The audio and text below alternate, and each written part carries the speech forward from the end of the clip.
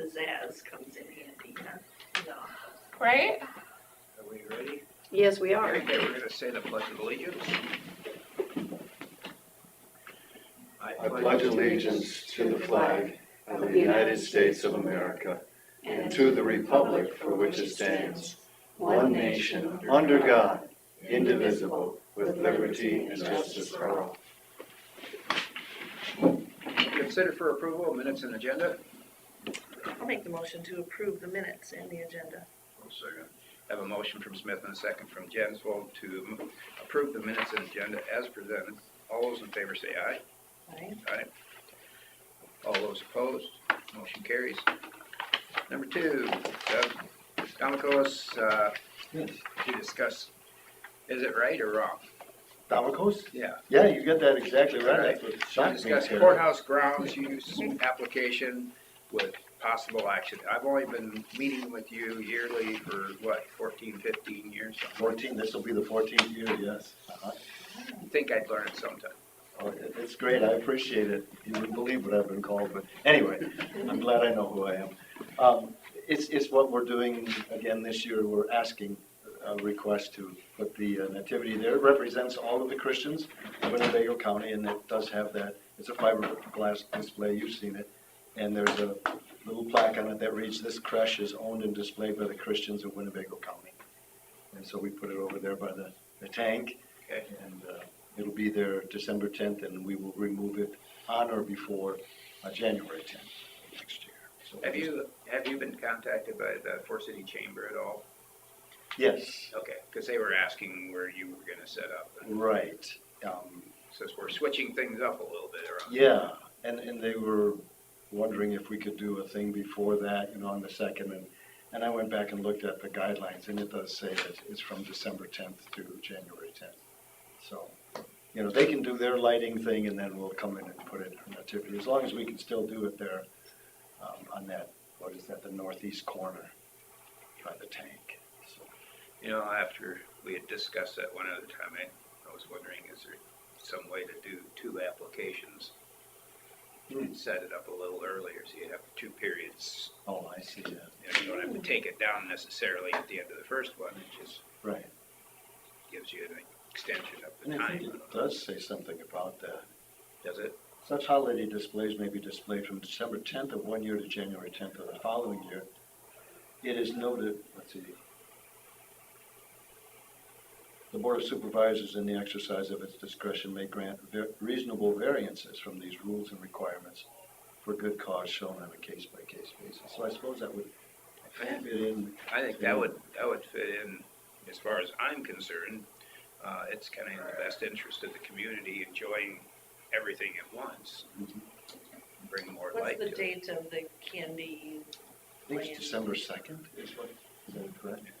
Know whether you guys would be willing to set it And up that's the any other part earlier. of it, yeah. I get my firefighters to help us out, usually. So, It just might get a little more recognition Sure. if it was when they do the If it was tree there lighting when they do that. Yeah, if it was there, possibly. But maybe you have other thoughts on that. Maybe you think it Well, I'm fine doesn't with make that. any sense. If they're gonna highlight things and it's gonna be the time when they light things up, you're right, Terry, it might even draw more attention to the real reason for Christmas. Right, anyway. that's my concern. Yeah, so, would you like me to submit a different letter, or do you wanna just go ahead and, I'll work with whatever you decide. Trying to figure out if we can just do it by motion, Yeah, to give allow them- a variance on his application Mhm. to extend the time to an earlier point. Okay. We could go to, It just feels like it's kind of after the the public has been, public celebration, and Right. people still see it. But I guess I feel like you do, that it's going to have a little more impact. can I see your application? Yes. Oh, you got it? Okay. And this is a copy of Moved the, up to the 2nd, is that it? it's a co- Well, I'm here's- sorry, what was This is the policy. Yeah. Yeah. And it's the last point there on the bottom, Susan, that I guess would give us an opening, maybe? Well, and you could do it at your discretion if you have people that can do it or not. Well, they're Early. gonna do it on Monday, the lighting up, my understanding is Monday, December 2nd. If we delivered it Sunday, That's what I'm wondering on the December first. 1st. So if in our motion, we were to, in this document, strike December 10th and make it December 1st, Sure, that would be I think wonderful. are you guys all interested in doing that then? Bob, Oh, no. Well, at least we have two. I'm very interested in doing that because I would like to see the nativity out there. Oh, We just have it on personal- camera. Just from a personal. yeah, that's why we're lighting the lights.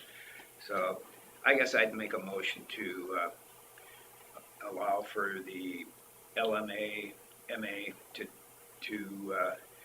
have or approve the application with the change of the starting date of December 1st and the ending date of January 10th through the variance process allowed to the supervisors.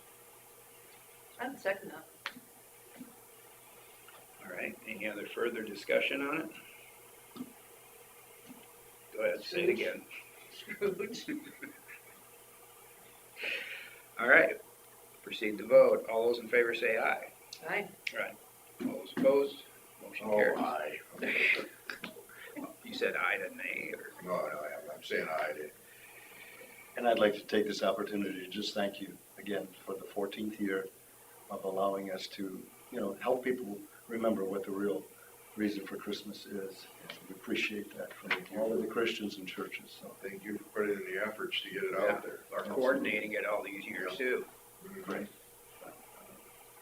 Yep, it's been a community effort because the gentleman who built it was the carpenter in Leland, and I'm sorry, Paul, is that his name, I think? He has the one carpenter business, the one woodworking business. Paul that's on- Charleston? Yeah, yes. So he built it for us, and man, that thing, the way it gets treated, that thing is solid. It's So been lasting pretty good, huh? it is, yeah. Where is Maybe it? it's divine intervention. It Do you could want be. this back? I don't need it if you want to keep it. Yeah. All right. Are you gonna talk to Juliana then at the chamber on your? Yeah, or let's see, Sean Keeper is the one who actually Okay, yeah, contacted me, so. Either one of those girls. yeah, she's on the committee, I guess, Yes. yeah. Yep. You know where her office is? No, I don't. If you go over to the school office over here, the former Cooper building, Oh, yes. she's in there all the way to the back and to the right. Oh, Or no, I think she's straight back is where her office. Okay, great, thanks, I'll stop there this morning. And we'll- Again, thank you for extending that for us, too. Yeah, Sure. I think it'll get a lot more. Exactly. Sounds good. All right, well, have a blessed Thanksgiving and blessed Christmas. Yeah, Thank you you. too. I don't think I'll be back. All And right. Bill, for you, go Pack, go. Bah humbug, right? Yeah. Thank you. Number 3, auditor's office will discuss drainage matters. I don't have anything this week. Everything's draining? Except for DD 5 at the top. Well, It's got a right, little dam there. right. 2 dams there. We'll just wait on that We'll see one, if it actually comes up. right? Just more water to grab. Right, I guess the first one we'd start opening up would be the top one to fill the bottom one. right? Yeah. Oh, and I'm trying to think. Did you contact anybody for the DD 11? Yeah, it will. Yep. Imagine it'll be a while. Yes, and they're aware, everybody's aware of everybody. Okay, good. So, the people know that it's gonna be a while, the contractors know that the people know, but I still told them to please call the people so that at least you're acknowledging each other. Yeah, I'm curious to know if it was old tile that was broken or if it's new. Yeah, I would think it's the old tile. so, we'll see. Right. Anything else for drainage? Nothing from me. All right. Looks like we're gonna jump to number 7, discussion of possible action, property insurance coverage. It was our ICAP renewal, and so I got that all done. And then came some new ones. And it was a clubhouse, and some golf cart sheds. And I'm like, And I looked up the property number and it's conservation, and I called Chris and I said, did you build a golf course out there or what? And he said, no, that's Gruis. I said, oh, we've never covered Gruis before. So Tom Heyer, who is our ICAP insurance person, is on the Gruis board. He recommended to the conservation board that the county just cover it, and Okay. they will reimburse it. That is not really how we do business. I understand it would save them money, but that is not what we do. That adds over $1 million of coverage, and I feel that they have overstepped their bounds. Tim Missel was the person all these years, and he never once recommended that, and he was our insurance person. So what would happen if they would have a traumatic loss out there? It would raise the entire county's risk level, and More than it's already going up. it would raise our entire insurance. And so I called Terry Axman from ICAP, and I asked him about it. And he goes, they didn't talk to you before they did this, and they didn't talk to your board of supervisors. And I said, no. And I said, I'd like to look for a different insurance agent, because this is the second or third thing that Tom has done that has really not been above board in my eye. And so Terry is looking at the list of ICAP people for me in Winnebago County that we can, because when we got Tom is because Missile sold their book of Their accounts. to them. And we should get the opportunity to put out an RFP and decide who's going to be our insurance agent, not just because somebody sold their book of business. So, I feel like, we need to back that off. We shouldn't. They were asking for a payment, and I have not done anything with that payment. What was $1,700. the payment again? It was gonna be How $1,700 Over and above what we have. over and above. But just the clubhouse alone was $998,000 in coverage. They have a couple sheds, they have the golf cart sheds. So you add that all up and it was well over $1 million. Was it just liability?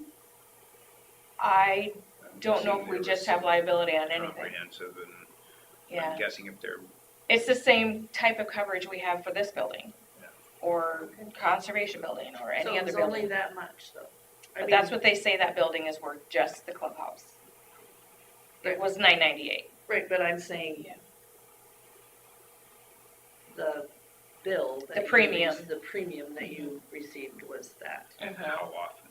Yeah, is it It- 4 times a year or twice a year? We only pay ICAP once a year unless there's changes throughout the year. Some are just covered. They might take off a police car, add a police car, so we don't pay because we already paid for one.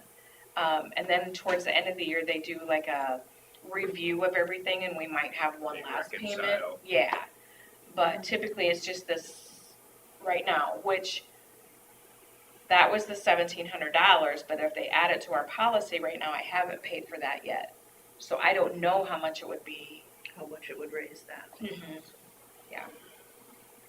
Either way, you're saying it's not a good idea because. Well, it if would, conservation like- has had that golf course for the last 50 years, and they've taken care of it themselves, I understand they could save some money, and that, I feel bad for that, but as thinking about the county as a whole, that's a different story.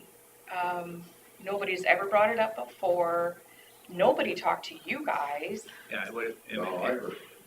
you did, okay, I just assumed that they were communicating with everybody. no. And so, so I didn't guess like the what I fact would that he like just to asked the know- conservation board if that would be okay, because supposedly Robert approved this before he left.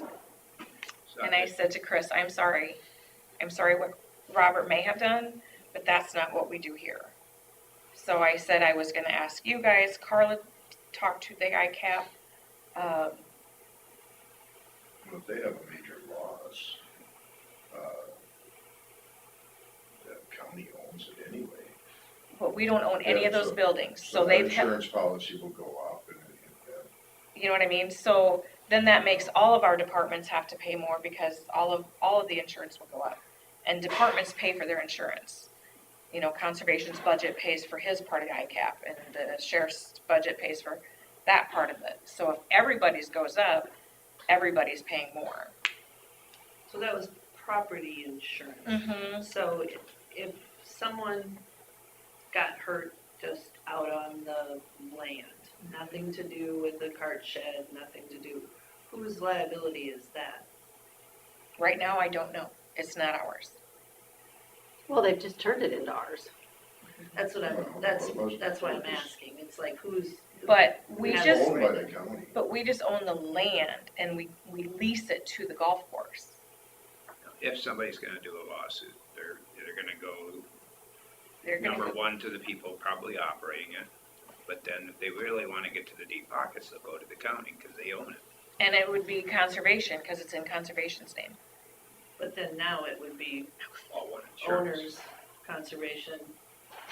But county. before, it's been split. It's never really been, we've never really had much to do with it, other than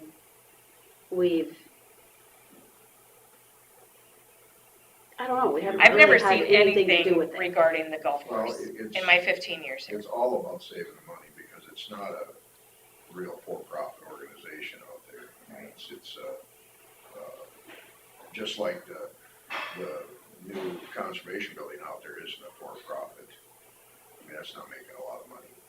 And, so it's all, I mean, it's just purely, they were trying to look for ways to save money. Do you know how much they saved by doing this? No, I can't. It was Supposedly it was, a long time ago. Chris said $6,000. I would say it would be quite a bit, because $1,700 or $1,800. But that's just the right now coverage. I don't know what that covers until, There is one other participant. so I don't know, but I just didn't like it for the county. I didn't like how all of a sudden I just got this in the mail. It just seemed Well, fishy. Well, I don't think anybody's trying to be fishy, but there should have been communication. Right. Like Tom should have come here and asked for your approval before he just talked to ICAP. It's already at ICAP. Cause they weren't with an ICAP before. Couldn't have I been. don't know. Cause ICAP isn't available. Because evidently it would be more of a group policy than a single policy, I think. Yeah, no, they were gonna piggyback off of all the rest of the. Right. Yeah, that's why it's cheaper, is because the bigger something gets on that, lots of times you get a cheaper premium for all. Yeah. So if this, But it's not gonna make ours go down. this current policy started when? It is starting. I just turned in the sheets for review of all of the properties that we do have, the vehicles, additional stuff. So I my just question is, returned that. if we say no on this, then do they have insurance?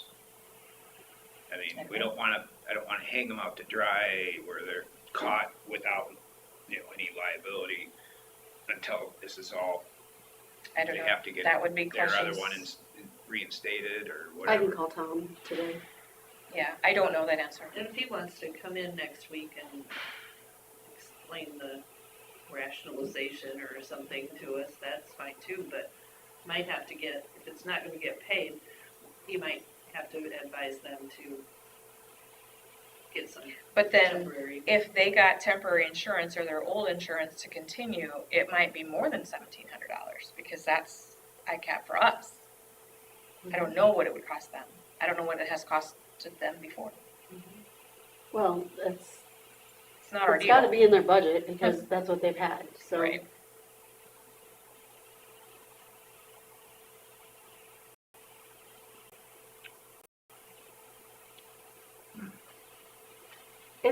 it's our job to look out for the taxpayers. And to us, this is not something that's benefiting the taxpayers.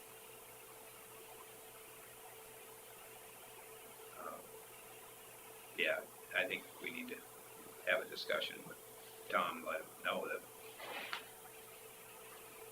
we don't wanna open up that can of worms any farther than it is. So, a lot of taxpayers out there doesn't think the new conservation building is benefiting the taxpayers either. But you guys already approved all that, so we can't go back on that. Do you want me to see if I can call Tom and see if he has a time this morning and you guys can still talk to him while you're here? Yeah, it might be Might be nice if better. we could, I mean, he it could might- just call in, or Or just come Or over. come Is he over. in Forest City or is he over? I don't know, I would give have to him a call call, him to we'll be find here out. for a little while. Okay. Makes sense to me. Is that okay, Carla? Yeah? All right. Thank you. Yep. For now. Yeah, I'll be back.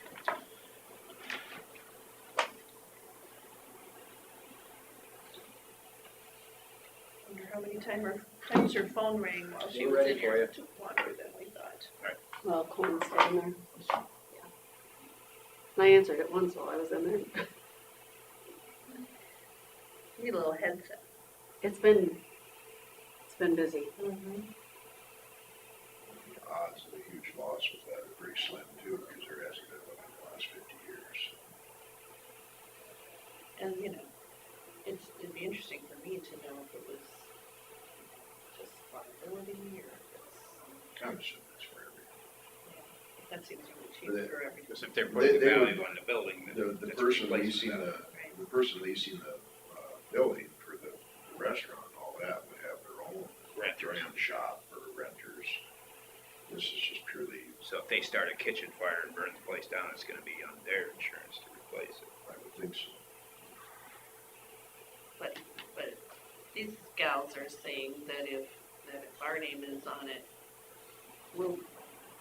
We still have $1 They million would go worth of after coverage on the it. clubhouse, so yeah, I can't imagine that. you know where they'd come. Plus, they would come after us anyway, because we own the building, you know, or own the land. The easiest route to the most money is always found. Like I said, it's always been separate. We've never had, Well, Well, and I think this is the first time somebody saw that there could be a publicly safe, basically a nonprofit. Morning. but we start doing this for every nonprofit. Well, but this is a nonprofit that the county has stake in. It's not like just any nonprofit. We're waiting for you. All right. As far as project updates, our Norway 16 bridge project is complete. All the dirt work is done, the seeding's been completed. All we have left to do is close out paperwork and get them paid. Our next claim cycle has a first payment to Rognus Brothers for the majority of the work. Once we get through certifications for all the materials and everything, we'll go ahead and pay the final couple of payments, probably 2 more payments there. PCI's that bridge has been done for a while, but there's a lot of outstanding paperwork, so we haven't paid them yet. We're really not supposed to pay them for work until all the certifications come through, and they're dragging their feet up. Must be shorthanded in that area. Yeah, I don't know. What Big company, but shorthanded in one area. Yeah. So, once we have some paperwork from them, we'll get a claim through for the majority of the work probably. How much was that one, do you remember? The total contract cost, PCI? I want to say it was just short of 200,000. So probably not a lot difference between No. the two. No, I don't think so. I don't have that number just on top of my head, I guess. Our gravel crushing at Sunnyside is stalled today, but otherwise they've been able to kind of work through the rain. We got about getting close to 20,000 tons in the pile of the blended material. So we're got a little ways to go, but getting to be halfway point here soon. The pit looks like it's going to hold out to what we were hoping for, to have 50,000 tons in the pile when we're done. Right now, they're kind of working all the edges and working to the middle where it's thick, has little stripping, and looks like good material. So really what we've done is the hard part, I'd say, for the most part. They're trying to get the last couple feet out of the bottom here and fighting groundwater, so there's been some challenges. Would there have been groundwater before the rain? Yeah, it looked like when they get to the bottom of the layers that they're working on, turns into like a fine sand with a little bit of clay in it. Losing, yeah. And then kind of a clay layer under that. So they think that, the water finds the clay layer, and that's kind of where the water table is. But the water's come up a little with the rain, so I gotta think the rain has made it worse. But as long as they don't have to pump, that saves a lot of time and money. So they can take material out of the water a little bit. About how big an area is it they're doing? We got probably 3 or 4 acres of corn that was trampled, plus pits that's open right now. So some of the parts that they trampled the corn was just to get out there. The pit's probably only 2 acres, 1 acre, 2 acres. And part of it is now as they get to the lower parts of the ridge, the topsoil gets thicker and the gravel gets thinner, and it kind of just like wedges out until it disappears. So they're having to strip some material and then kind of just lay it back into the hole where they've already taken the gravel out of. So things just look different out there every single day. And what the intent is at the end, we'll just kind of push it all together, and it won't be a pit, it'll just be low or flat with the surrounding area.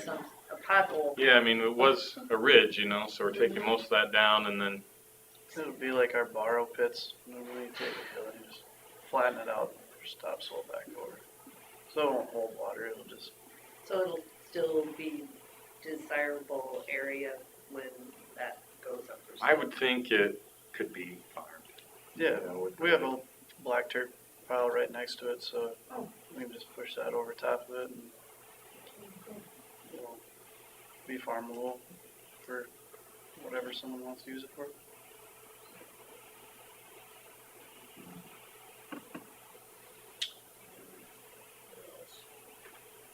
Our shop project is installed today with the rain, but the guys have been working on expanding the rock yard, getting that kind of work done. No set date on footings yet. Yeah, last I heard it was like 2 weeks. So, like Rognus is doing the digging of the footings and then Bed and Growthy's doing the concrete of it.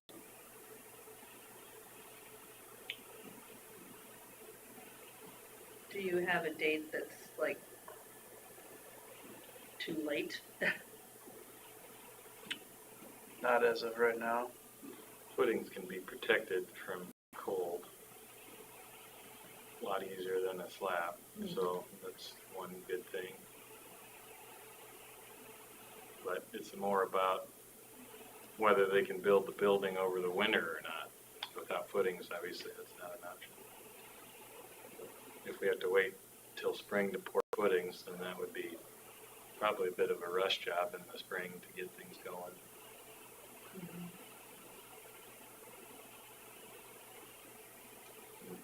The schedule puts us at moving into this facility in the fall, so I mean, whether the footings go in now or spring, maybe both could accommodate that timeline, but I'd rather see them in this fall.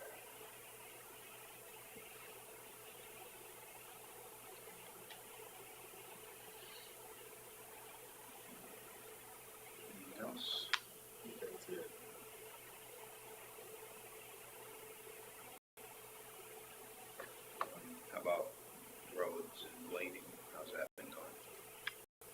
We've been blading, got everyone going last Friday.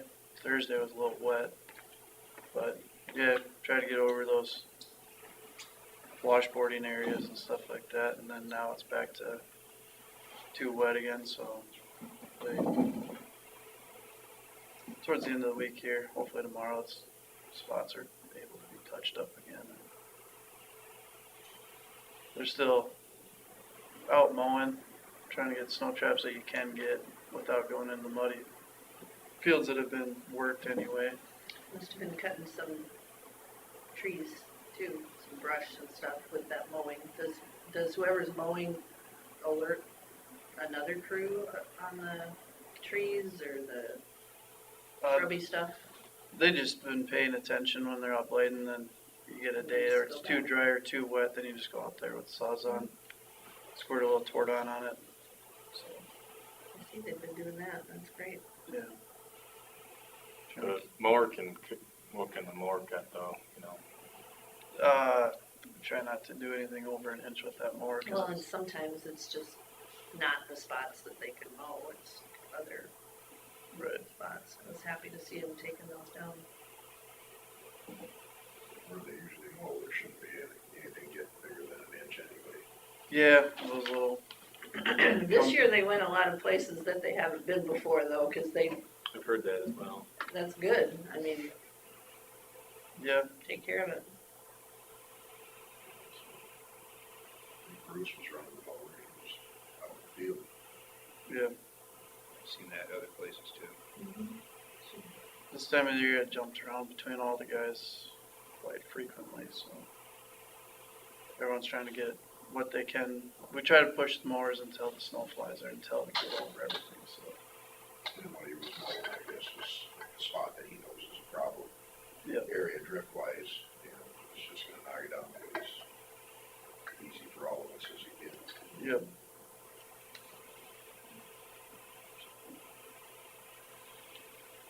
You guys have anything more for roads? I mean,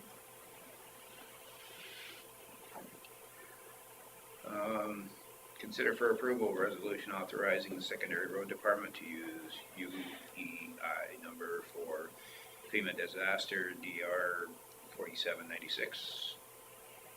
So this is the June rains, the FEMA disaster that we've been working on, our disaster application with FEMA. UEI number is a unique entity identifier that we're required to have in order to receive the payments. Apparently, some other counties will have unique entity identifier numbers for each department. And since secondary road department is using the only one that we have, which is to Winnebago County generically, the state wanted us to have you authorize our department formally to use the number. So if there is another incident with another department, it'd be a new UEI. It's a good question. I don't know the answer to it. It would. and then would that department have to apply for their own, They or does, they would it just develop restrict? a new one, I think, is all it is. It's not, I don't think it's real hard to do, It's a sticky process. but Yeah, I don't know why it is, but he's right. They used to use DUNS numbers for the UEIs, and they went away from that, and it's very cumbersome, like you have to have all sorts of proof that you are who you are. Notarized signatures and photographs of IDs. And I've been through the Duns and the Sams, and they're Yeah. all not fun. So this is just specific to this disaster, though. For now. Yeah, we used this UEI among multiple departments for receiving different federal aid programs. The attorney's office has used it, the sheriff's office has used it, just we kind of share it around, and I'm the administrator, I'll call it, for keeping the thing registered and up to date. So if we end up doing that fire assistance grant, would that also utilize this number? It'd be a new one? You wouldn't need it, because the payee is Winnebago County. Okay. it's not going to any other entity other than. All right.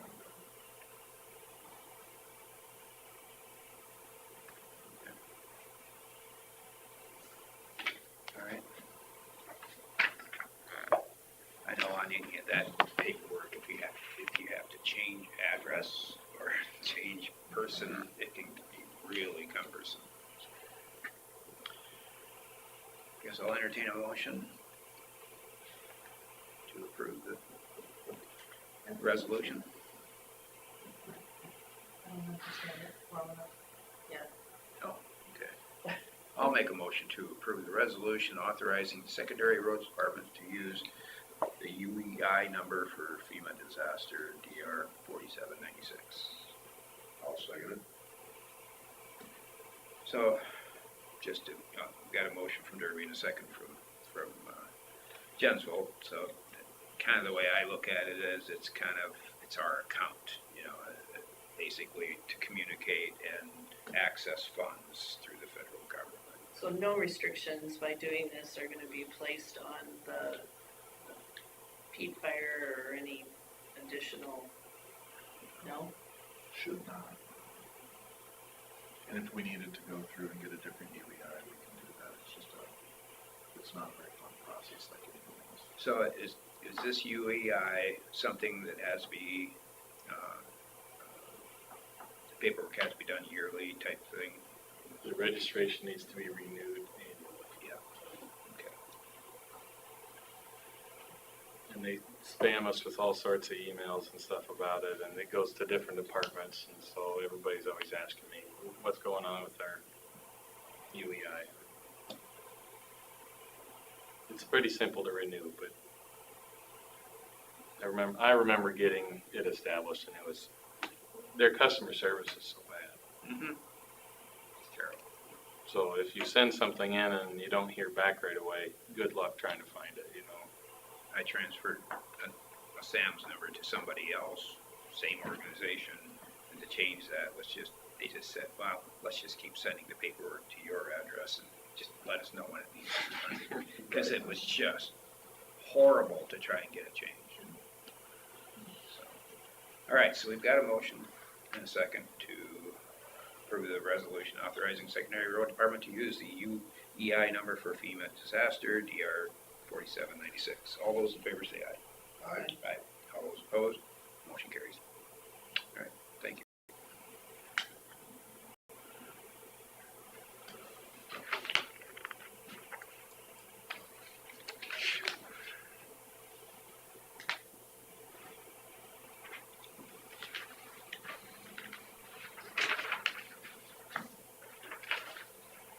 All right. Open forum. Are you open forum? Or are you something else? I don't have anything, I just wanted to be here in case you had any questions. No, we didn't have it on our agenda for the fire. Yes. I mean, I guess we could get an update, informational. And Ethan could probably do just as well as I could. Visited with Chief Nelson yesterday. On Friday and Saturday, they believe that they put on about 46,000 gallons of the batched materials, which was the peat fire X. The main areas of concentration for that were the bull ditch, where you have Daryl and Powers lines running through the northern part of that property, as well as Chad Nordscott's property. I think there was some pretty significant improvements in everything there. And then they also focused efforts on the southern part of the property, just to make sure that it's being contained and not spread. Yeah, we've got that food plot down there. And Yep. On Friday morning, there was a lot more activity around that pond on the south side, and there's the food plot. So that was hit pretty hard on Friday and Saturday. Secondary roads was instrumental in getting a lot of that stuff done on Friday for sure. They used a 1,000-gallon tank with a pump to go on the bull ditch and hit. I wasn't there later in the afternoon, but that was just really quite honestly, it was just kind of let's see what works. But yeah, then again, focus on that south edge. It looks contained, the heat signatures and the smoke is significantly less. The peat fire X is working.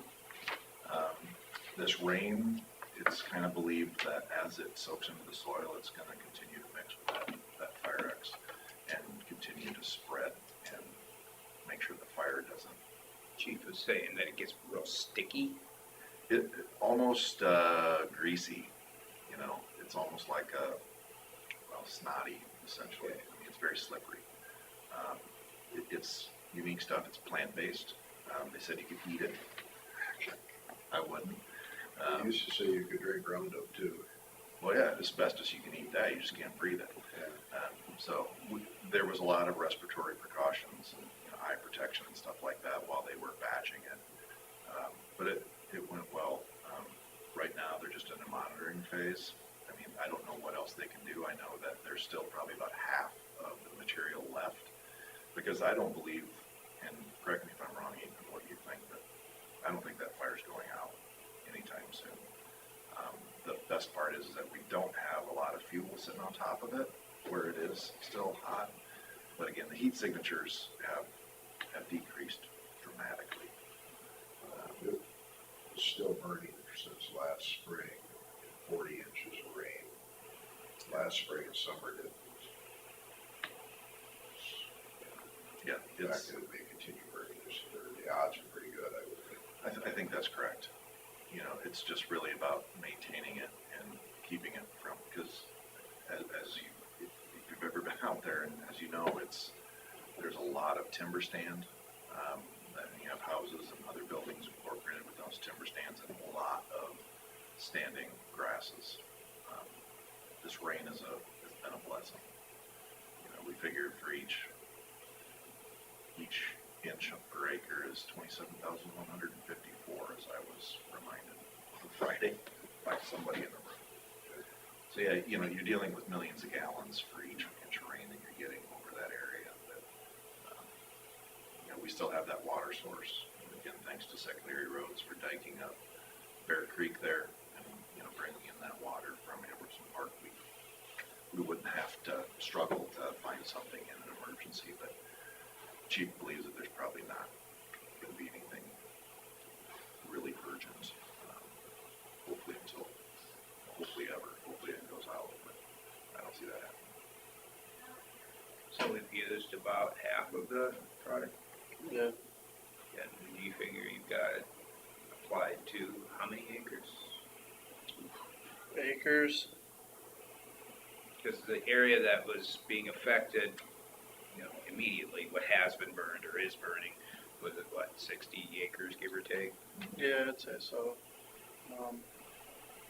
I think we got Norskogs taken out, like, I think nothing was smoking there on Saturday when we left, so I'd say there's 10 acres or so.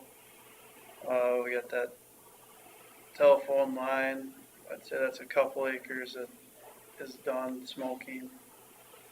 And like the whole middle area is whole middle, and I would say the east towards the timber was pretty much done. There was a little bit in that food plot on the east side that was still smoking a little bit, but I went in there with the dozer on Saturday afternoon when that pump quit for a little bit and just kind of like dozed out some spots. And it's just like a little ash pocket that's burning, you know? So I would think that with this rain, it's filling those bowls and pockets up, it would get down in there too. So, Whether it's coming from underneath up or if it's going down or get like this. right. It seems like every pocket that they're all different. There's no rhyme or rhythm to, they're all the same. Each one's a little different. So apparently, he was saying that Colworth brought up a 6x6 to apply it with. Yeah. What they have for the application part of it. Just an 1.5 hose with, I think, 800 gallon tank or something like that. Okay. But they were able to drive out there into the middle quite a ways. It's an old army truck with a tank on it, so. So it wasn't hot enough to bother it any then. No, it didn't seem like it. They were driving right out in it. Yeah, some of the spots that, earlier in the week, when we started applying the Peat Fire X, the areas that were treated along the boundaries, by the fire department, we went back and, within the first couple hours, you would see a little bit of an improvement, but with the thermal imaging camera, you'd see that, it'd still be, there were spots 400 and 500 degrees, and you just didn't see that. The idea is, I think from the chief's perspective, is let's contain it, let's not let it get outside the box. And that's really what they've done, in my opinion. Obviously, you don't know what's happening under the ground, because over 650 acres of contiguous peat, and so, if nothing would have been done, don't know what would have happened. I think we would have been dealing with this for a long, long time. And I think we still will. Unfortunately, I have to say, it would be nice to get a whole bunch of snow, wet, heavy snow to sit on top of it. I think, in my personal opinion, I think anybody in the community that thinks the wrong attack has been taken on it, I think would be hard to prove it, because I think they've done a fantastic job out there in planning and mitigating, and I think it's worked well. It's a lot of work. They've got a lot of hours out there. Everybody does. I'm calculating hours of just fire apparatus right now. And then I have to sit down with Nate. He's trying to run his own business. He's been away from it for almost 2 weeks. So we'll sit down and get as detailed as we possibly can get. The pumping will be an invoice. That will be easy to figure out.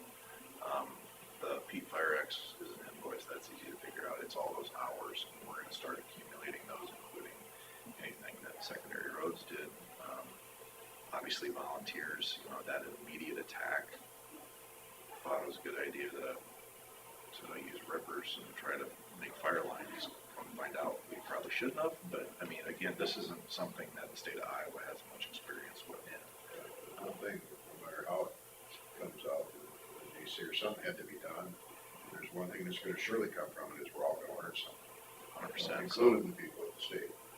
We're gonna, I'm gonna give it, I wanna do it within the month of this suspended operations, is to sit down with everybody that had a part to play, and do a comprehensive after action report, go through what all happened, each and every step of the way, what we did, what worked, what didn't work. Don't anticipate this happening again, but exactly what you're saying, Bill, we need to learn from it, and hopefully down the road it'll help. We never have to deal with it again, with someone else who has to, I've already told Nate he's probably gonna end up at my Emergency Management Association conference in the spring, because this is so very unique. But he'd rather be working. Yeah. You might not have a choice.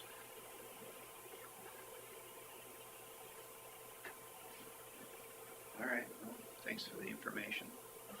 That's my question is, like, where we sit now, should I just pull the dikes that we have pushed in right now, pull them back out since we are getting this rain? I would talk to Nate, but I think let's hold it. I'd say if you're gonna take one out, it'd probably be the top one, so that the upper flow can get to that. I don't think we wanna release it yet, do we?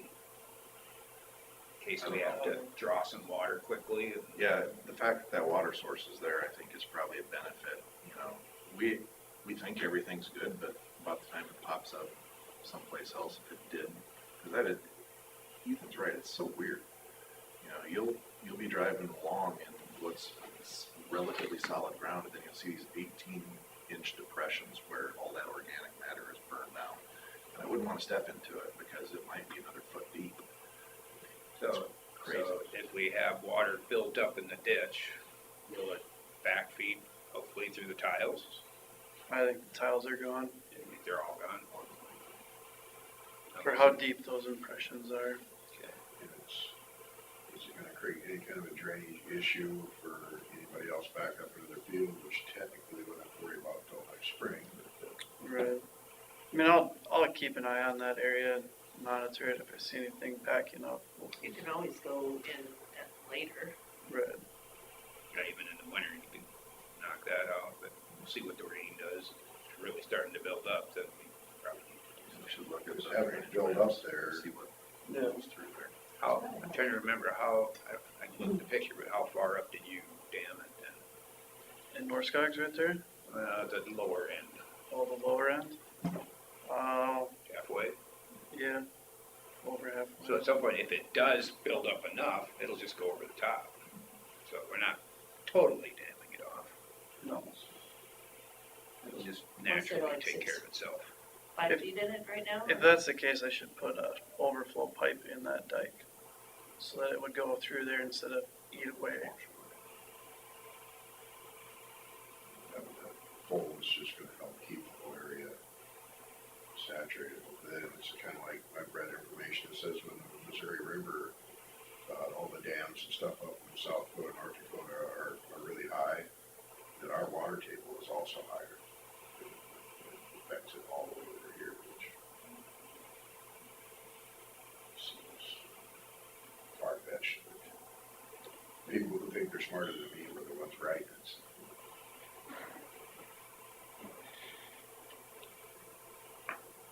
We'll just keep an eye on it for now. Yeah. I've been driving by, like, I went out there yesterday on 368. Very little smoke. Yeah. That's kind of my daily field trip. I haven't been out there since last week. So. At some point when it stops raining, I think later in the week, I might go up and talk to Sari and see if he's cool with me going in through his property and then walking out there and just taking a closer look. 'Cause after all this rain, I think it's gonna just continue to improve. Yeah. I like going out there many times, but they don't really get accused of being on the gawkers. That was quite a road going out through North Skaggs. Yeah. Yeah. I'm sure it's a mess now. Yeah, I generally would stay away from that unless I talk to Chad. All right, thank you. Thanks. Consider for approval refund for overpayment. I'm not really done with the report. Oh, we're not? I have something. Oh, you have something, okay. So I had some phone calls about the recycling again. I don't know if anybody else has had any issues with it being full. I haven't. Yeah, I think it was this weekend for sure, but I've got, people that have been driving from over on the county line all the way there, and they get there and turn around with their recycling and go back home. So I wondered if we had ever figured out what I had promised to them, because it's happened a few times, I think, that we had talked about cameras, that we needed a camera there so that he could be checking it to make sure that it wasn't full. And it was pretty obvious because the doors were even not closable, so I mean, you'd be able to see it from the camera. So I wondered if we needed to revisit didn't he say he was willing to put a camera up? Well, that was,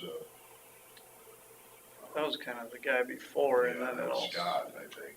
Yeah. We had that conversation, but it's, I guess it's, we'll talk about it before as far as supposed to camera. I was wondering, would a trail cam work on that? You mounted a trail cam on the pole, so when somebody came, they opened the door, you could see inside. So from his phone, he could see every time somebody comes, they can see how full it is.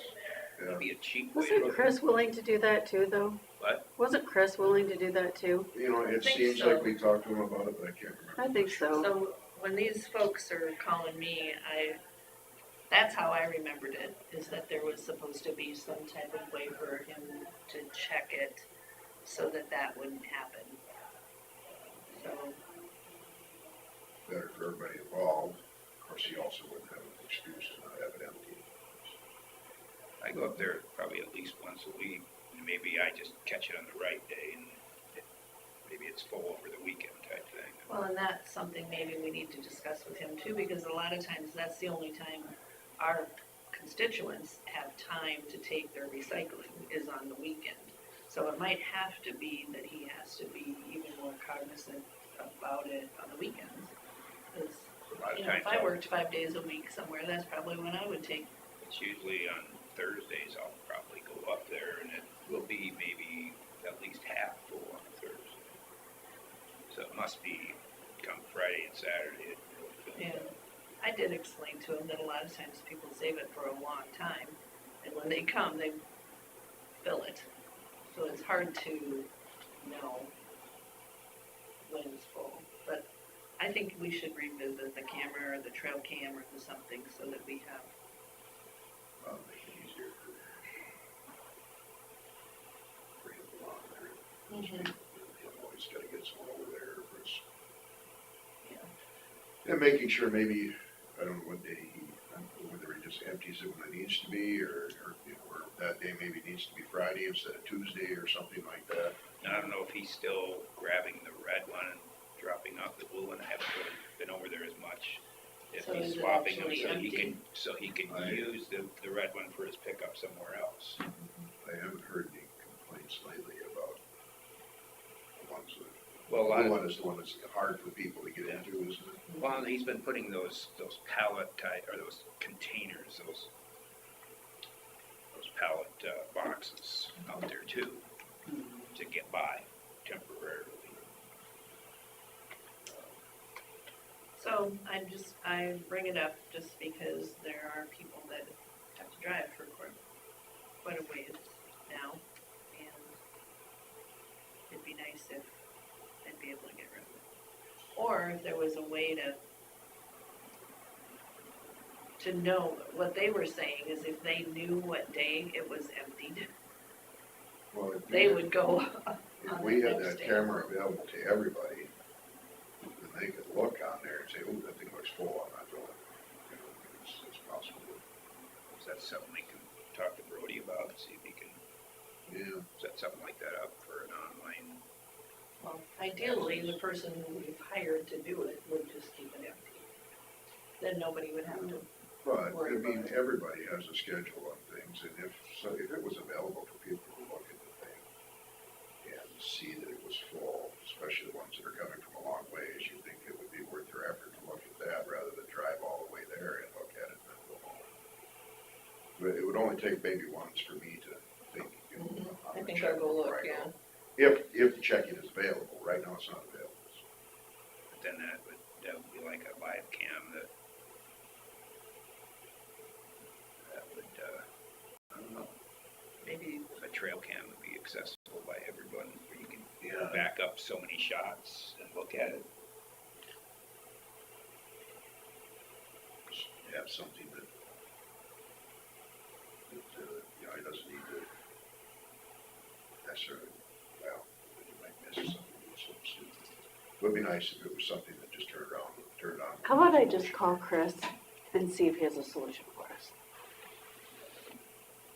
Yeah, maybe it's just the weekends, you know, maybe he's just not driving by it or seeing it, and that's when people are bringing it, you know, because that's what these 3 people went over there, and it was the weekend. Maybe you can just get information from how he's been doing it, what his schedule is, and if there's some way to use a camera somehow. I mean, if I knew that he had a Wednesday schedule, I'd be happy to call these folks back and say, go on Thursday morning, you know. Mhm. I would say that we haven't had an issue on our half of like it being full and people stacking around it by any means, No, so. no, I think I said that to these folks too, we just really haven't had any Right. issues, so that it was maybe kind of a one-off kind of thing, you know. Why don't you check with them and just see what he has I for will. us? Thank you. Anything else for open forum? All right, consider for approval refund for overpayment of revenue tax for recording fees. Marty? Morning. So, a while back, We had in May and June, 2 different law firms record unbeknownst to either one of the parties that they were recording a warranty deed, which was exactly the same. By law, we cannot collect transfer tax twice on the same property, but we also are not in the business to chase law firms to know who's recording that and when, so there's no way for us to understand when that happens until a law firm brings it to our attention or by fluke we catch it.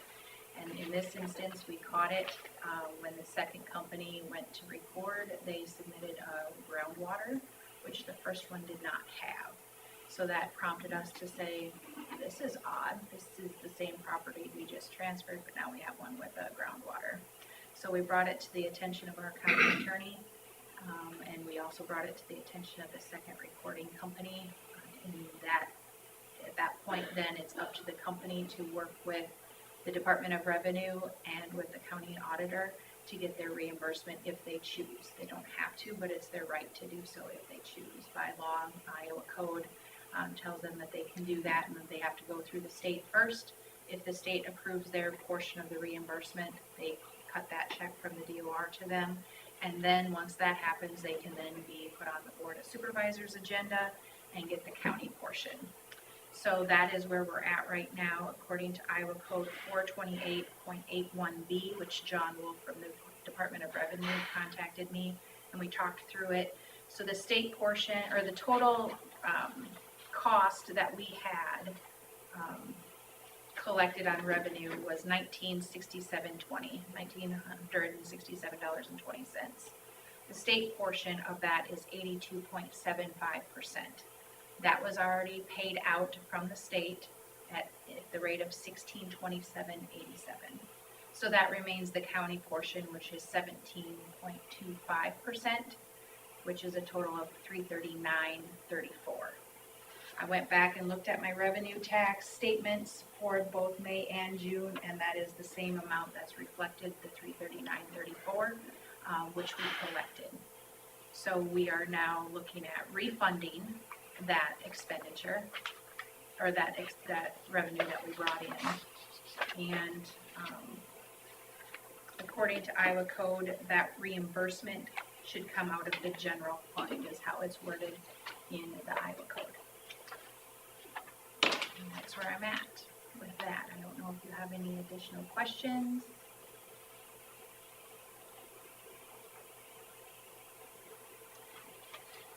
The thing that I'm a little confused on is that my department doesn't generate any revenue. We pay that out every month to the treasurer. So that is on my journal account totals, monthly treasurer commerce revenue stamp report that I print off every month and cut a check to the treasurer every month. And so that is the real estate transfer tax and the county recorder electronic fees. So that's a check that I write every month out to the treasurer. So I don't warrant any revenue in my department. It either goes to the treasurer, goes to the DOR, it goes to the DNR, and that gets all expensed out every month. So that real estate transfer tax comes out of account 0001-1-07-8110-404000. That's the general account that gets paid out in a check every month to my department. So I'm not sure where this refund should come from. It was suggested that we take it out of my general basic recorder's miscellaneous, which is my $500 budget that I put in every year for expenses that might pop up in my department, like an extra passport camera if something goes wrong, or if I need a new credit card machine or something that I wasn't planning on spending. So I don't know where that $339.34 should be expended out as a reimbursement. And that's where I'm not sure. So when it was paid into, though, it went to the, It goes It went to to her that department. real estate transfer county tax. okay, so it went to your department. Yes. And then it gets expended out at the end of the month. So it needs to come out of her department, and so basically the only place that it can come from is their miscellaneous, because there's really no place else for it to come out of. So it'll just come out of her miscellaneous recorder's fund. And there's no way to do a transfer from that other fund back to her. Well, it's her department, so it's, I mean, it's the Why same. does the code say it should come out of general fund then? Well, it is general fund. It's general fund in her department. Oh,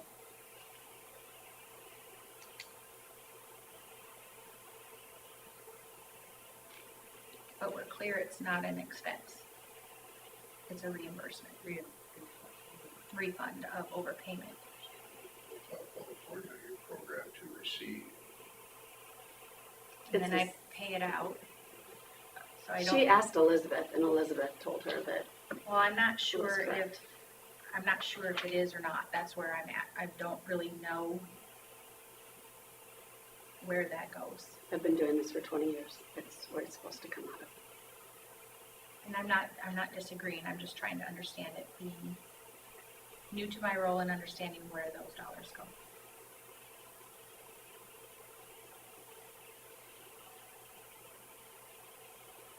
Well, it sounds like there's only one way it can be done. It might put a burden on your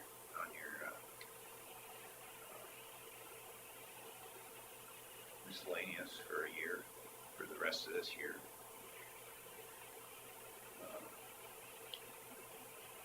If you'd like to come in after the meeting, I can explain it to you. What do you guys think? I don't know either, so whatever you guys can figure out together, because if the code is saying general fund, I would say general fund.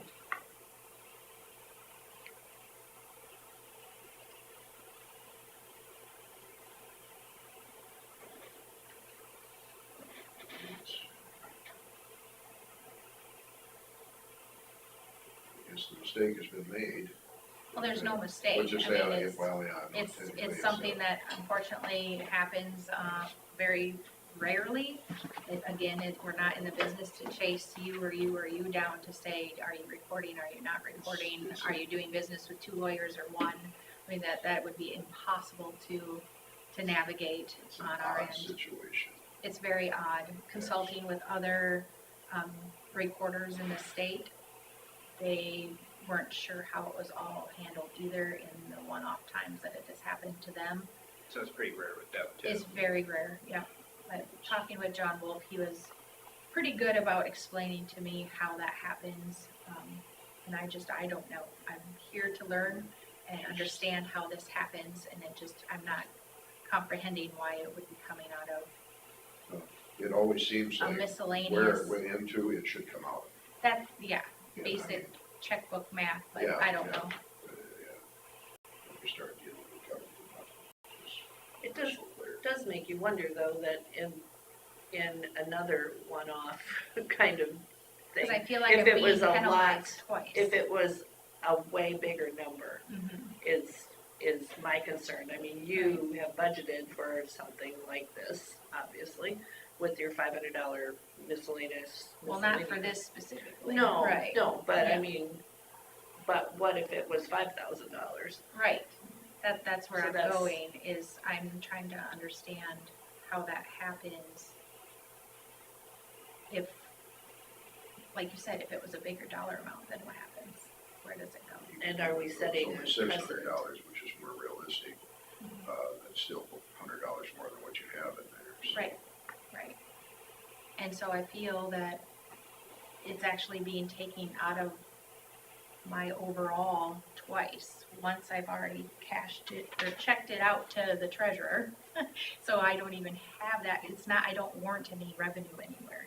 That's where I'm trying to understand that part. If I But it went don't to her warrant any department. revenue. That's what she's not understanding. That the 0001 is general fund, 07 is her department. So when she deposits that in 07, that's her department. So she gave it to the treasurer, but it went to her department. Okay, so it's So- still in the department. Yeah, so, yes, she gave it to the treasurer, but it went to her department. Excuse me. Kathy, So I'm having someone from my office give you a call. I just texted them to call you. Okay? Thanks, bye. is there, if it's needed, is there a possibility of doing an amendment on the budget with the justification the money's there? Yeah, if she needs more money, she can do an amendment at the end of the year. So we could make the money there, it's just, Hopefully it won't be needed. I mean, the money's going in and the money's coming out. The same money's going in, the same money's going out. Right. It's a wash. so I don't think it's gonna be a major thing, we pay it out of that account, and if that line item is gonna go over because of the need, we just do an amendment, and it's covered. Don't have to worry about where it came from, cause it's already there. Yep. Well, you wanna take action on this then?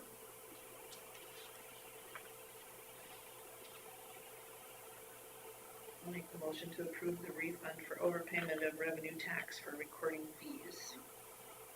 I'll second it. Got a motion from Smith and a second from Jensvold to approve the refund for overpayment of revenue tax for recording fees. All those in favor say aye. Aye. All those opposed, motion carries. All right, thank you. Thank you. Clarifying question, Carla. Yes. Do you need me to make a claim for this then? No, we've already taken care of that in my office. Okay, thank you. Consider for approval cost advisory services report.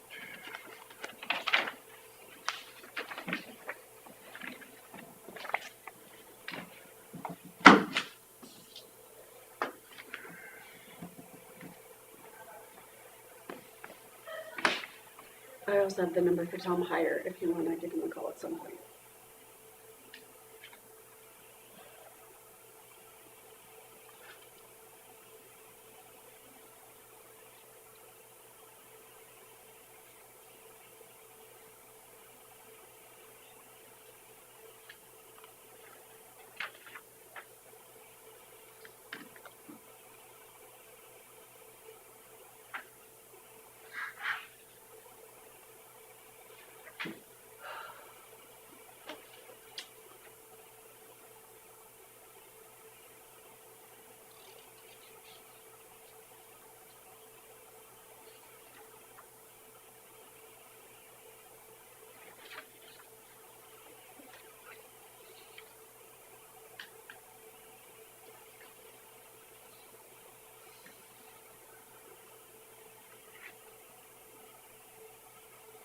So who writes that check?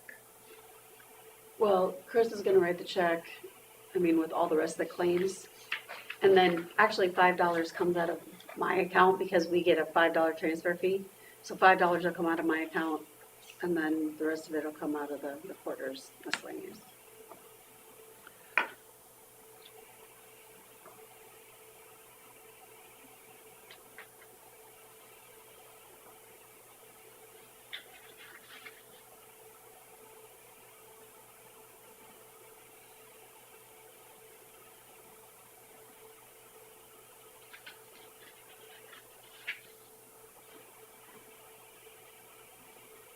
Do you understand? You're still looking confused, Yeah, I am trying, I'm just wrapping my head around it. okay?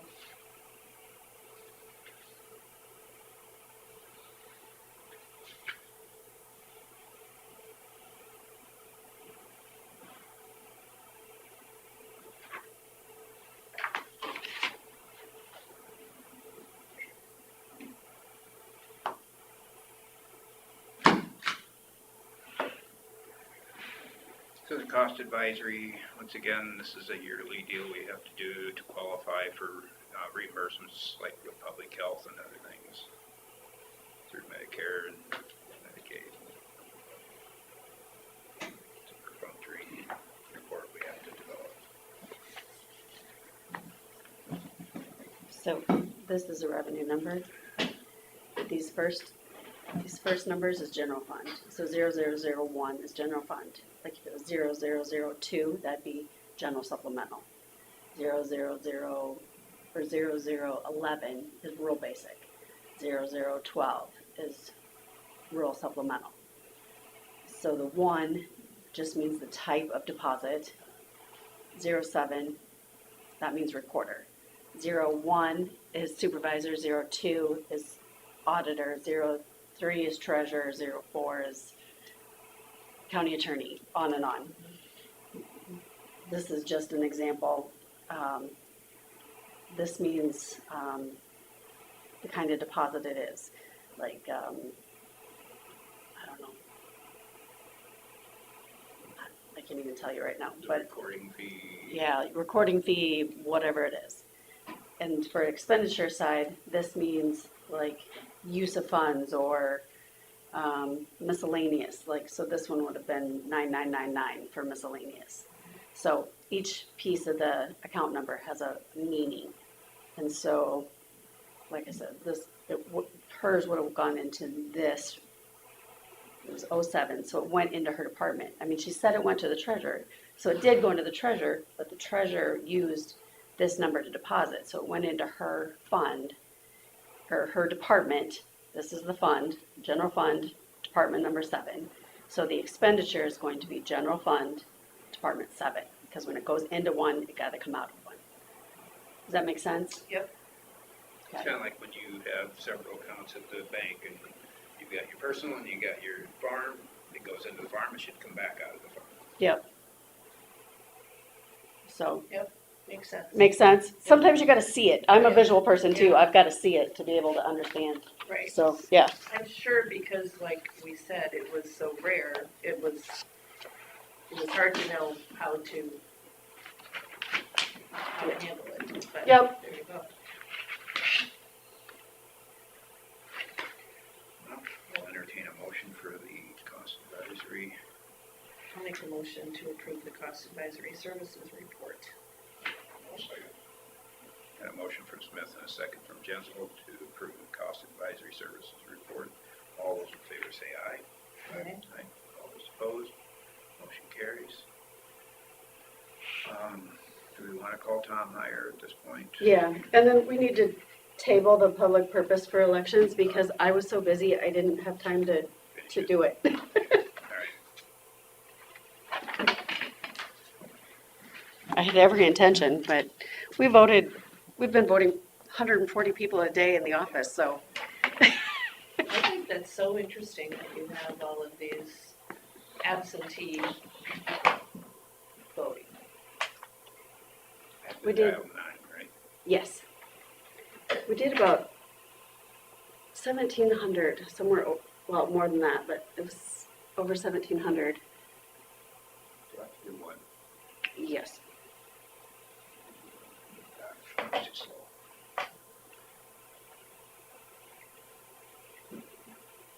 Although in 2020, we did over 3,000 absentee. I looked it up. What? Yes.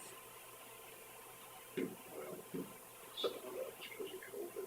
Yeah, it was totally because of COVID, but Okay, what's the speaker?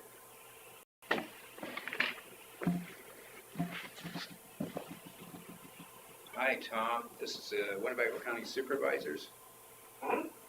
We wanted to talk to you about this situation with the insurance out to the golf course. Of course, I'll get my doors here quick.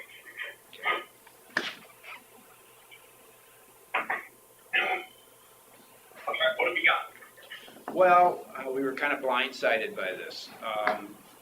We, set a budget for our insurance every year, and we go through and we look at it, and we look at how it's expanded, and all of a sudden this year this pops up through conservation, and we've got great concerns of how much we're expanding something for another entity that's outside of the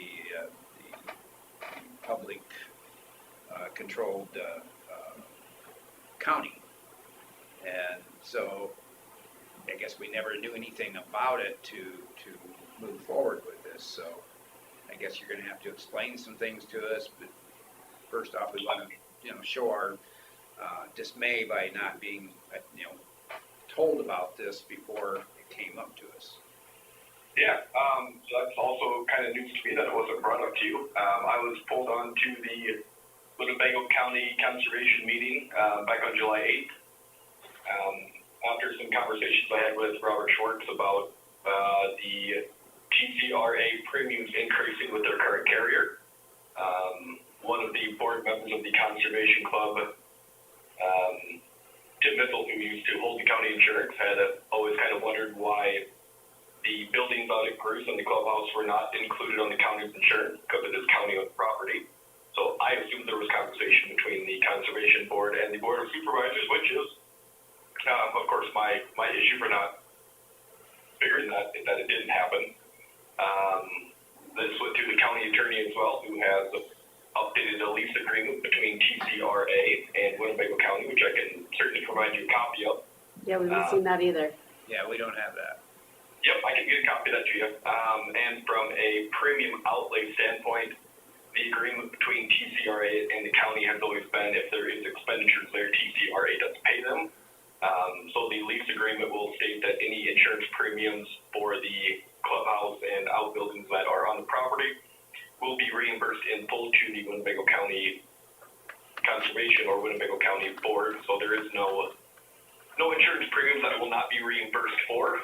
It's kind of like a triple net lease there. TCRA does have the funds to pay for the insurance exposure on the buildings that are out there. What happened on the back end, I did not insure TCRA previously. That was insured through Grinnell Mutual. The property insurance is moving up to $18,000 annually to insure the clubhouse and outbuildings, which was getting to the point where it was not affordable. So the board was looking for other options available. The Winnebago County policy being one of them, because Winnebago County does own that.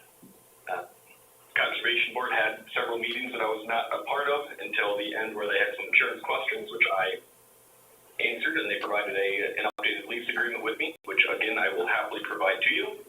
And that's kind of where it fell. A lot of it had to do with the premium increases that TCR was facing, plus large deductible changes, which could have, in the event of a large hailstorm, essentially stop that entity from functioning from a revenue standpoint. So that's what I know on my end. I guess I was under the assumption that if it went through the Conservation Board, that you guys were also included in that, and I do apologize for not understanding the chain of command and who got informed of what. So I'll take responsibility on that one. It was mentioned to me informally, I believe, by Steve Anderson. Yep, would be the president of the TCRA board, yep. Yeah, and I just assumed it was something that would come before us at some point. But, So my question is, this is Carla. My question is, if there's a large accident out there or hailstorm or something, and the insurance out there goes up, will it affect the entire county's premiums? It should not, because any hail claim is going to follow as a weather claim. The liability portion of that risk, which would be the one that is going to be the big exposure for premium increases, is still insured under TCRA's policy. They have the liability on the entire property insured there yet. The exposures that were moved to the Winnebago County property are the clubhouse, golf cart sheds, and maintenance shed. So explain to us what this insurance covers. It's just property insurance on the building. So wind, hail, fire is what it will cover.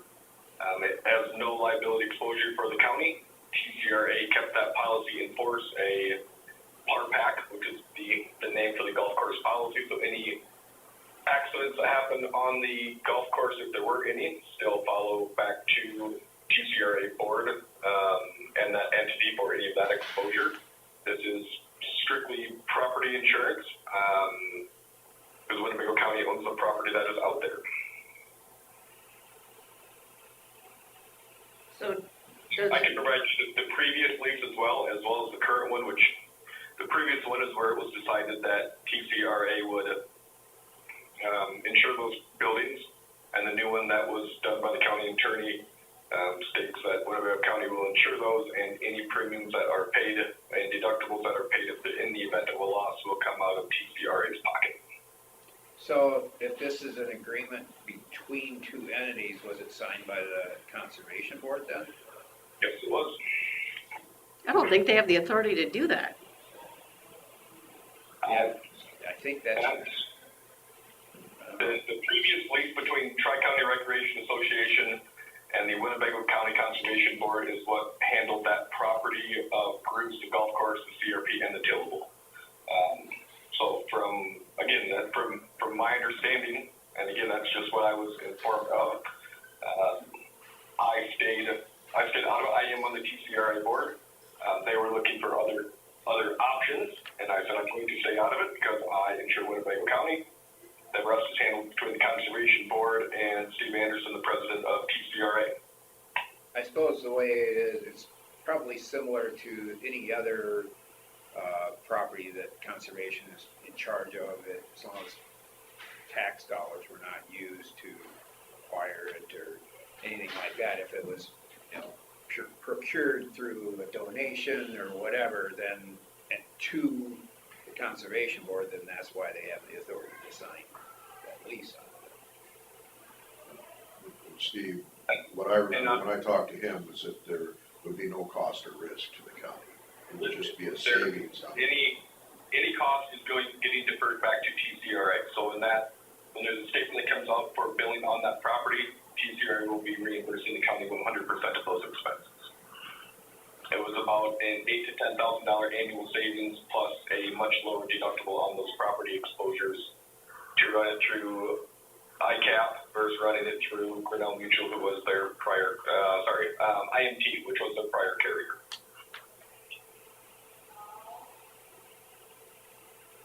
In the event of a hailstorm, TCRA was looking at anywhere from, they ran a 1% deductible, so per building, if we had a hailstorm, that could have been about a $40,000 hit to the TCRA board and their bottom line, which is why they were exploring other options. And that's when I got drug into it. I sat in one conservation board meeting to answer the questions they had, and from what I was told, my understanding was they were the ones in control of that. When I got a new lease, I presented it to TCRA board to review, and then they all got signed. So, again, that's my fault in between, not knowing that there was not contact with the Winnebago County Board of Supervisors or anybody else. I was told by Robert Schwartz that they handle anything in regards to TCRA, the clubhouse, the golf course, all of that was in the previous agreement. So that's the understanding that's what I understood, was that that's what needed to be done.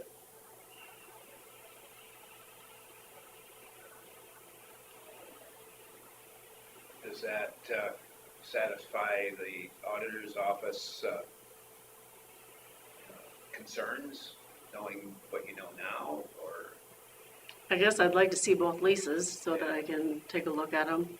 Okay, I guess if the county attorney is I've got involved. the original, and I've got the updated one with the changes highlighted in red. I will save both of them to my computer and send them out to you. That'd be great. If you can do that, then maybe we can address it next week after we've reviewed everything. And if you guys want me to be in person at a meeting, I'm 100% okay with that. I think that might be good. Yeah. I'll put it on the agenda for next week. Yeah, she'll let you know what time we'll put it on the agenda next Tuesday. So he's aware that it has not been paid. The bill that we Yeah. received, it has not been paid. So if other communication has to happen with them so that they have coverage. So part of that was ICAP's fault. They are super behind. That change was sent in September, and we just got approval of it last week. So coverage was there based on my email. They just did not send out any billing statements until last week when Marcia or Janelle forwarded that on to you. And this coverage is effective when? The signature on, let me find the lease. The updated lease agreement. Even so I can read it.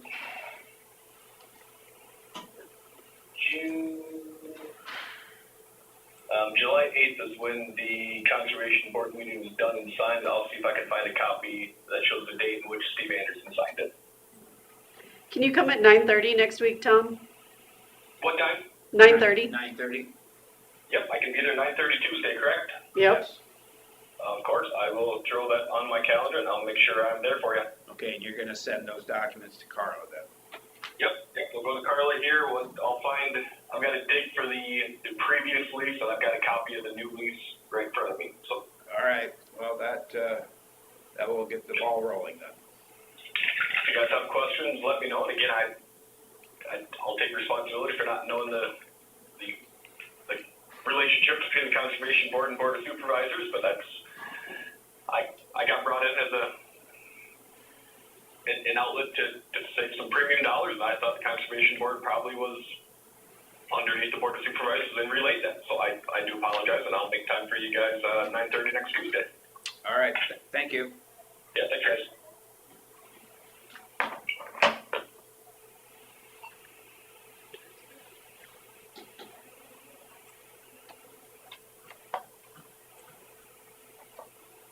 All right, so we'll table that till next week.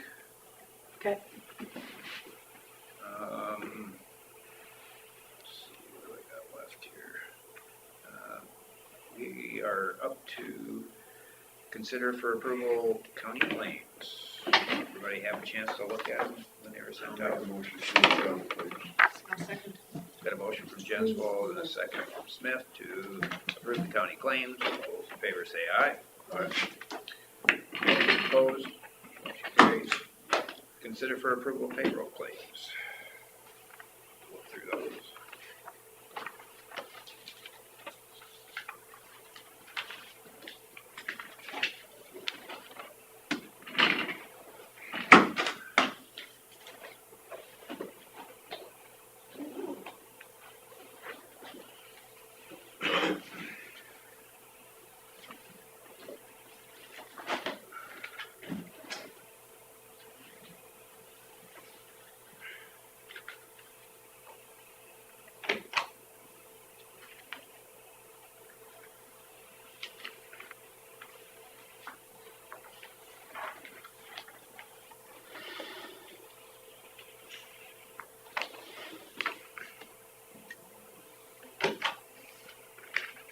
This resignation statement, Mm-hmm. that's part of payroll, Yes. so that needs to be stamped approved then also? Or Yes, just please. received? Approved.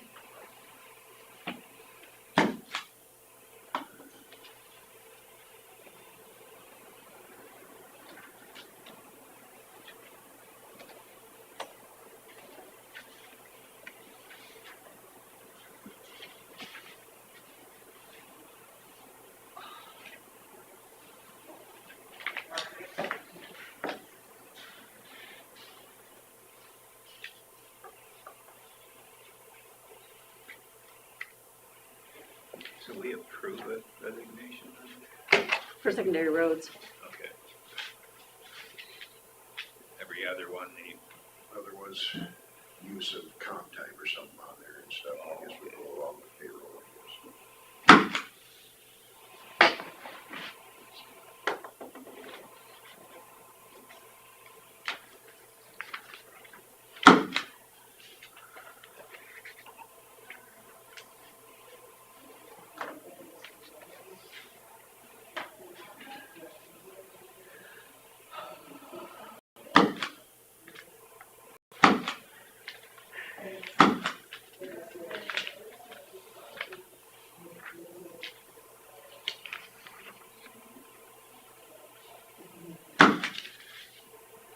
all this clipped together. That's usually all stapled together, if I remember right. This maybe? Well, that was on the floor, I picked it up earlier, but you can use it.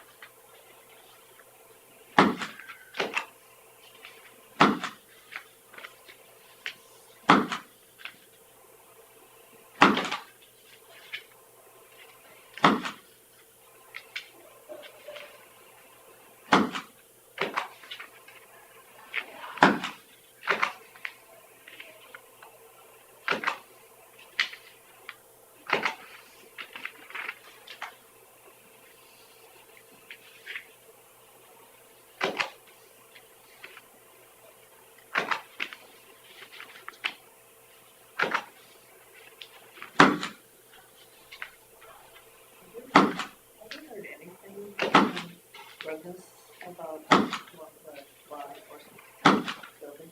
I have not.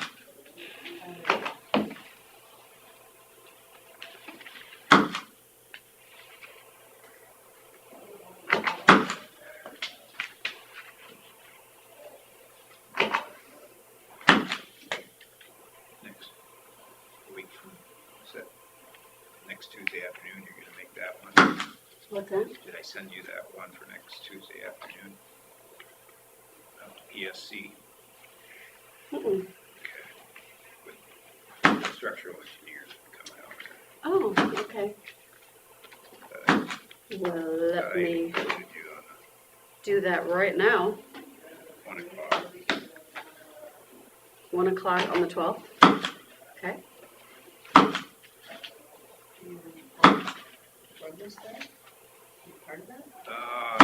No, I think that's just a drainage thing. I think I will let them do their thing. It's more of the building and that, and they can indicate whether, I don't think they'll be working between now and then at all. No. It may change by the time they get there, but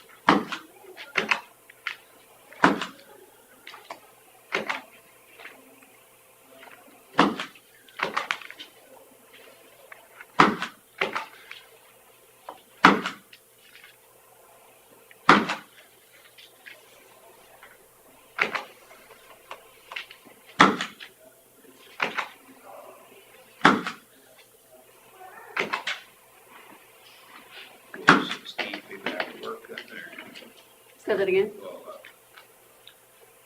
that jailer be back to work then, or is he off soon? I think he was up and around today, so, Okay, so he might be around. yeah, He responded, so okay. that was, I think, before he went in. Yeah, somebody said he was voting, so. PSC.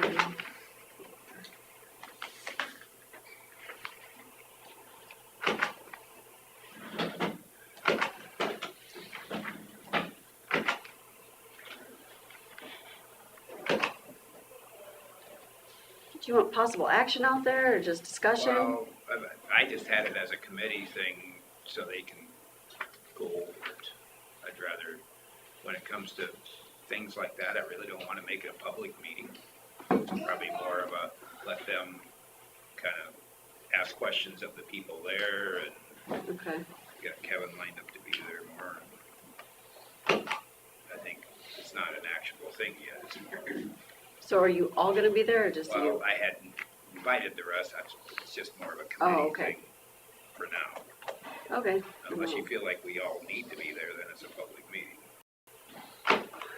So it's only with the structural Well, engineer? and like the jailer and the sheriff and custodian and anybody that's involved out there. They've had the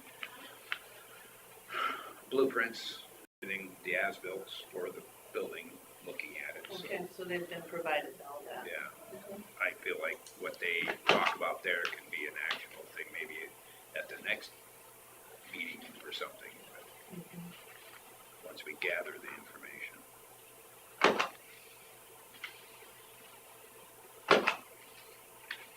But, you know, with the, sometimes it's a sensitive nature when you're talking about the jail and what the possible problems are, right, that are offset elsewhere, Yeah. out of the public meeting. Yeah, maybe. That makes sense. Well, I'll entertain a motion to approve the payroll claims. A second. Got a motion from Jensvold and a second from Smith to approve the payroll claims. All those in favor say aye. Aye. Aye. All those opposed, motion carries. I believe we can stand adjourned.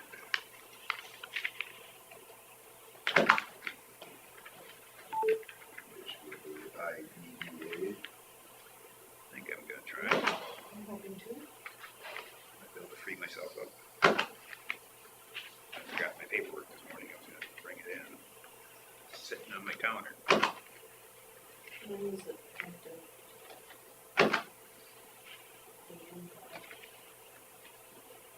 December 2nd.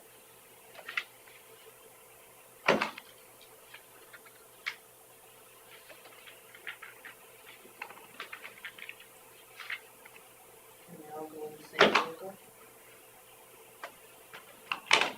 We have before. I'm sending you that lease agreement from Tom right now.